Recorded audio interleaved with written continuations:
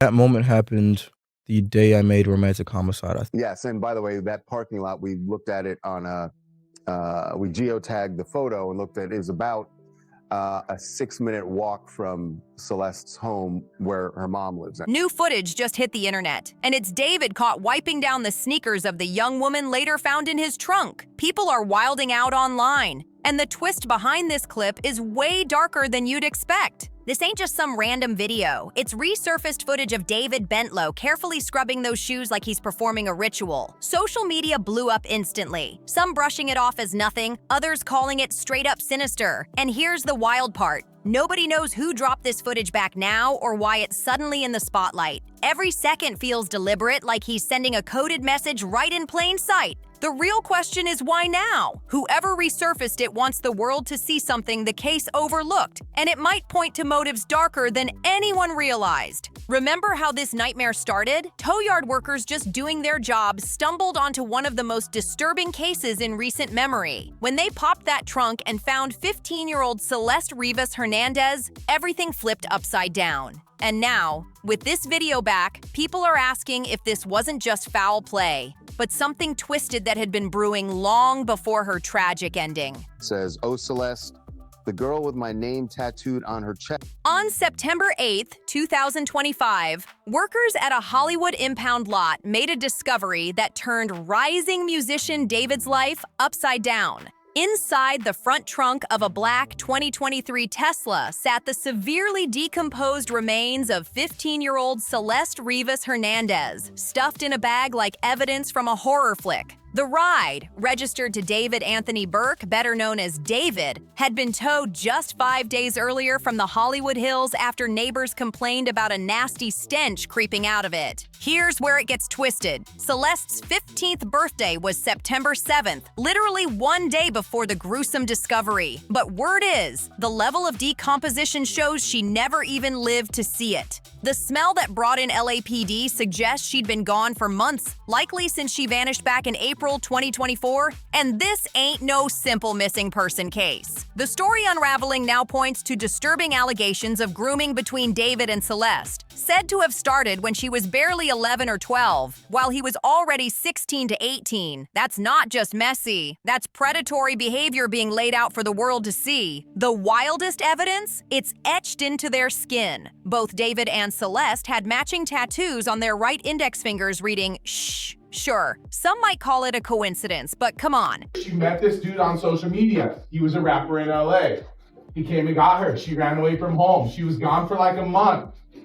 The cops found her in Hollywood, brought her back to our... Matching ink between a grown teen and a young girl raises way more questions than answers. When you line up all the evidence, this case stops being speculation and turns into something way heavier. The Los Angeles County Medical Examiner confirmed the victim's identity, partly through that tattoo, the same one David had, locking in a chilling connection between the two. But it doesn't end there. Celeste's own mother revealed her daughter had been dating someone named David at the time she went missing. That's not rumor, that's straight from the family. And it directly ties the victim to the man whose car she was ultimately found in. Then comes the photo that's been circling online. David spotted in Celeste's neighborhood just before she vanished.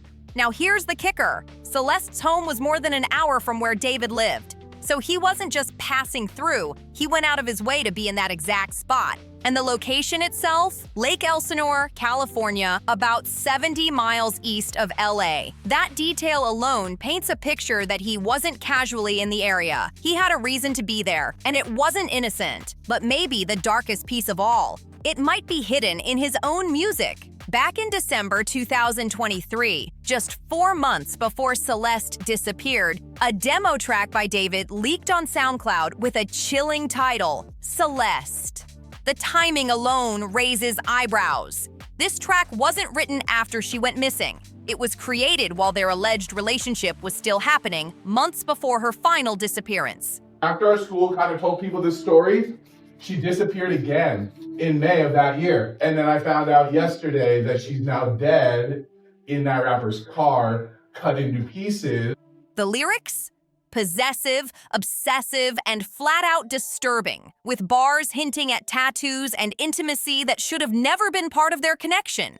But that's not all. Adding to the pile are Discord chats from 2021 through 2023, allegedly showing David interacting with Celeste while she was still underage. The full contents haven't been made public yet, but just the existence of those receipts tells us investigators are digging deep into a digital paper trail. And then the heartbreak cuts even deeper. Reports show Celeste had a pattern of running away from home. There was a missing persons report in January 2024. Then again in April. That second report lined up with the moment she vanished for good, suggesting she might have been running back to David each time. The most chilling detail, though, came from an unexpected voice. One of Celeste's former middle school teachers, who remembered troubling signs years before any of this exploded. The teacher's account shines a brutal light on the pattern behind Celeste's disappearances, and it lines up with someone who looked a whole lot like David. She hadn't just run away for fun. Reports show she'd been found in Hollywood before and sent back to school. Proof this wasn't a one-time stunt, but an ongoing tie to someone who had serious control over her choices. Then came the physical evidence from when her remains were found. Celeste weighed just 71 pounds, with wavy black hair, a tube top, black leggings, a yellow chain bracelet, and a single stud earring. Every detail mattered. Combined with that shish tattoo, forensic experts finally confirmed her identity, more than a year after she first went missing.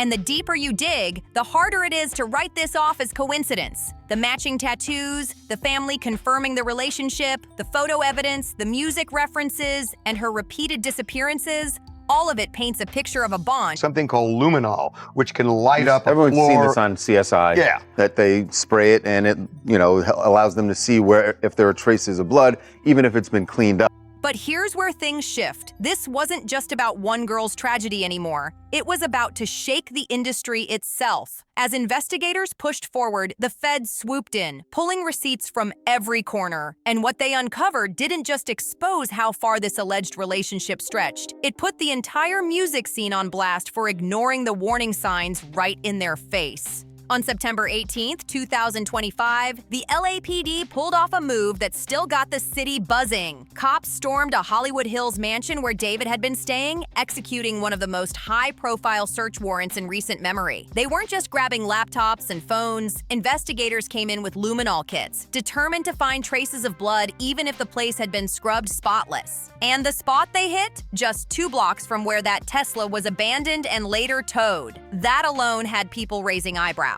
But detectives didn't stop at the living room and bedrooms. Reports say they combed through every inch of the property, drains included, chasing down anything that could link the house to Celeste's last moments. The level of detail here is chilling. The fact that Celeste's body was dismembered, with parts still missing, gave the search a whole new level of urgency. They weren't just looking for stains on the carpet. They were hunting for tissue and blood evidence in the pipes, the sinks, anywhere traces could hide. And the property itself? It told its own story. This wasn't some random rental. The mansion was leased by David's own manager, Josh Marshall, a man with ties to Interscope Records. That connection added fuel to whispers that this case wasn't just about David, but about the bigger machine behind him too. Checking drains to see if there's any, blood evidence or, blood or tissue that was in the drains there. So they did a scouring of this house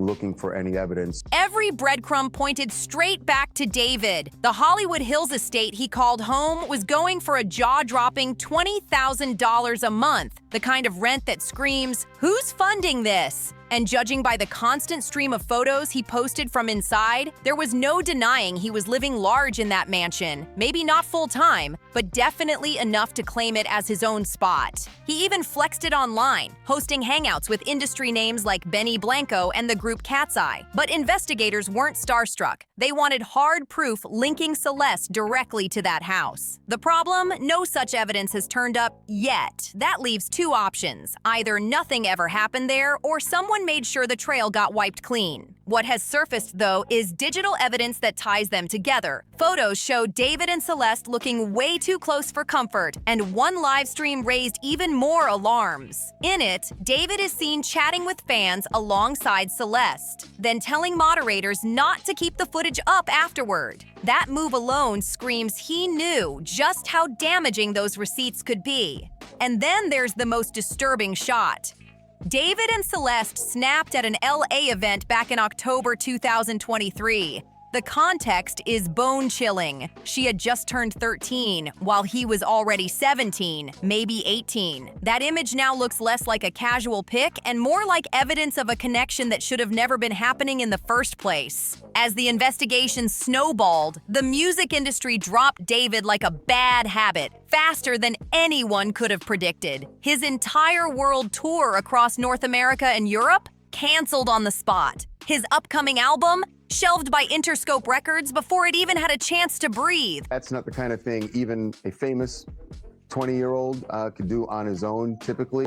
The one thing we have not seen is a video of Celeste or photos of Celeste in that house. And the fallout didn't stop there. Big brands scrambled to cut ties. Crocs and Hollister yanked their deals. Kali Uchis scrubbed their collab track, and even Fortnite renamed his emote so players wouldn't be repping his image. The Grammy Museum quietly erased him from a scheduled appearance, and merch linked to his more disturbing content, like the blood-soaked shirts he made part of his act, got wiped off shelves overnight. But here's the twisted irony. While corporate America and the music institutions raced to erase him, the public seemed to get more curious. His track, Romantic Homicide, skyrocketed a jaw-dropping 102 spots on Spotify's global charts after the news broke. A song once brushed off as edgy suddenly feels chilling in light of the allegations. Every lyric hitting different now. And the eerie part? David himself had already described his creative process in terms that sound unsettling as hell when placed next to this case. What once seemed like edgy artistry now feels like a dark window into his mindset.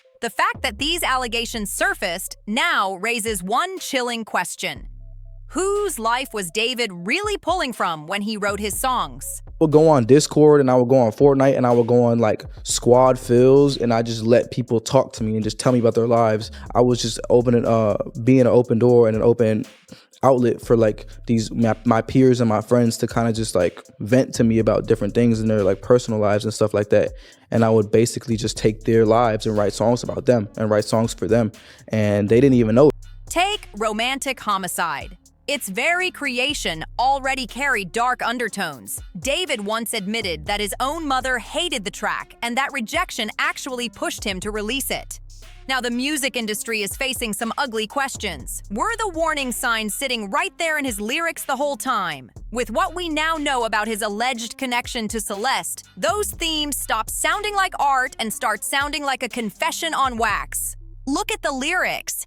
In the back of my mind, I eliminated you, and I didn't even regret it. I can't believe I said it, but it's true. I hate you.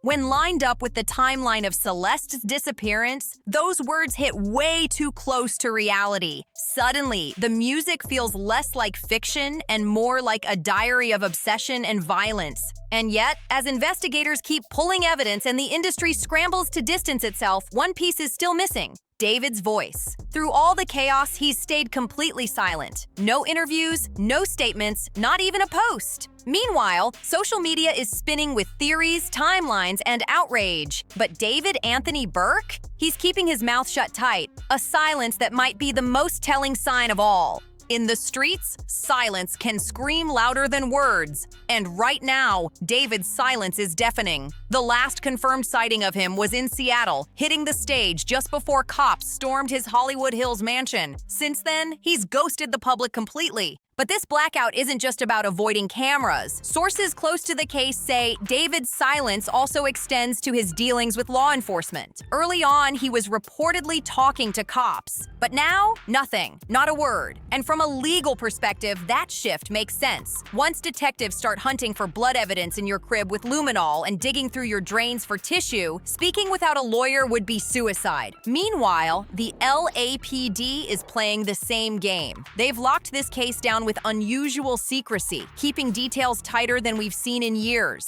Their silence has drawn comparisons to other headline cases like Brian Berger's, where the public kept demanding answers and the cops stayed stone-faced. But here's the key difference. In David's case, that silence feels less like standard procedure and more like they're guarding something explosive, something that could blow this investigation wide open. Unlike the Kohlberg case where nobody had a clue who did it, here all eyes are locked on David. And the big question now, what more do investigators need before officially naming him a suspect? Legally, it's tricky. Even with the Tesla registered in his name, prosecutors have to prove he was present, either when Celeste was eliminated or when her body was placed in that trunk. Without that link, charges don't stick. But the digital trail is stacking higher by the day. Reports claim David wasn't just in contact with Celeste. He was also messaging another underage girl. If true, that points to a disturbing pattern, and prosecutors could hit him with charges that go far beyond Celeste's case. Then there's the timeline, which looks uglier the deeper you dig. Allegedly, David first connected with Celeste in 2021, when he was about 16 and she was just 11 or 12. By 2023, their relationship escalated, but by then, he had turned 18 while she was still 12 for several months. If proven, that alone could back up statutory charges, no matter how the homicide case plays out. And maybe the wildest part? This whole situation shows the double edge of social media. On one hand, it can fuel predatory connections. On the other, it's the same internet receipts now exposing him for the world to see. I played it for my mom. And whenever my mom hates something, I know it's cool. She was like, David, this song is too violent. You're talking about killing people in your music? No, not my son. And I was like, wait, I might be onto something. Some of my other songs like Take Me to the Sun and The Dirty Secrets before that, and You and I, they're all like these indie up-tempo records that you could just like do whatever to. And I played it for my mom. The same platforms that may have connected David and Celeste in the first place are now flipping the script, turning into evidence boards for the world to see. Reddit sleuths, Twitter detectives, and TikTok investigators have been piecing together timelines at lightning speed, sometimes even faster than the cops. But this rush has sparked a bigger debate. Is it justice or mob justice? Fans, meanwhile, are torn apart. Some feel completely betrayed, struggling to process the allegations against an artist they once idolized. Others are pushing to boycott his music, while critics are dragging the entire industry for ignoring red flags that now feel impossible to miss. And those signs? They were sitting right there in his art. Beyond romantic homicide and the leaked Celeste demo, David's videos allegedly showed characters resembling Celeste, wrapped in violent themes. His alter ego persona, It For My Eye, leaned even darker, loaded with imagery tied to Celeste's own interests, including Hello Kitty visuals, the same theme linked to the sandals she was last seen wearing. Then came the gut punch. The investigation revealed the heartbreaking reality of her last months. Celeste was reported missing in January 2024, then again in April. Each time she came back, she was drawn deeper into David's orbit and pulled further away from her family's protection. By the time she vanished for good, her world was already tied to his in ways that now feel impossible to ignore. The heartbreak for Celeste's family is impossible to measure. They've been forced to live out their deepest pain in public while begging for help just to cover funeral costs through a GoFundMe. And the hardest blow? Her mother confirming that Celeste had been dating someone named David when she vanished, a statement no parent should ever have to make. But as this case drags forward, the questions only get heavier. Will forensic tests from the Hollywood Hills mansion finally give prosecutors the smoking gun? Will the seized electronics cough up the kind of digital receipts investigators need? And the biggest mystery? Will David finally break his silence? Or will his legal team keep hiding behind a wall of no comment? This case isn't just about one artist and one victim anymore. It's forcing people to face some ugly truths about how the music industry protects its rising stars, how predators can use social media to reach the vulnerable, and how red flags get ignored when there's fame and money on the line. For now, LAPD's robbery homicide division is still deep in the grind, running forensics, combing seized devices, and chasing every lead. Meanwhile, the rumor mill won't quit. Whispers about dismemberment or even pregnancy tied to an old David tweet are flying around, though none of it has been officially confirmed. What's clear right now is this case has already shifted how people look at the collision between music, social media, and the exploitation of minors. The evidence paints a chilling picture that stretches way beyond one tragedy. The warning signs were right there. In the lyrics, the social media posts, even the very art that built David's fame. And yet the industry brushed them aside in the chase for profits while fans consumed it as entertainment. The timing makes it even more haunting. Romantic Homicide dropped on September 7th, the same date as Celeste's birthday. Whether coincidence or not, investigators are looking at that detail closely. We're told early on he was cooperating with cops. Now it seems kind of unclear, but it is kind of interesting because He's not talking to cops. that's what we're hearing. Now he knows they've searched his house. He knows what they were looking for in his house. Anything he says Is incriminating. And now, with the song surging in streams after her death, it's created a disturbing cycle where real-life tragedy feeds public fascination like it's part of the show. The hardest question is where art ends and confession begins. When violent bars show up in music, are they just edgy expression, or are they coded truths hiding in plain sight? The leaked Celeste demo, full of obsessive references and tattoos, combined with the actual ink both shared, suggests that in this case, art may not have been imitation at all. It may have been evidence. And here's the kicker. Legal experts say charges could still drop even if prosecutors can't pin him directly to Celeste's death. The alleged inappropriate relationship alone, backed by digital receipts, could sink him. Add in the reports of him messaging other underage girls, and you're looking at potential charges for exploitation that stretch far beyond one case. The weight on Celeste's family has been beyond words. They're grieving the loss of their daughter while being forced to do it under the harsh spotlight of public scrutiny. Every detail of her final months picked apart by millions online. And yet, the way they've held their dignity, cooperating with investigators while enduring this storm, shows a strength most of us can't imagine. This case is a brutal reminder that behind every headline and viral clip is a real family, a real tragedy, and a life that can never be replaced. Celeste Rivas Hernandez wasn't just another story. She was a 15-year-old girl whose future was stolen, allegedly by someone she trusted. Meanwhile, David's silence, while legally strategic, looks more and more damning as the evidence piles up and the outrage gets louder. As the investigation presses forward, that silence will only get harder to maintain. No matter what verdict comes down, lives have already been shattered. Celeste's family will never get her back. David's career is already in ruins, and an entire industry is being forced to face the ugly truth about the artists they push and the content they profit from. But the biggest question remains, how do you think this case will end? Drop your thoughts in the comments, smash that like button, and don't forget to subscribe for more breakdowns. And if you want to keep following the drama, click one of the next videos on your screen right now. I'll see you in the next one.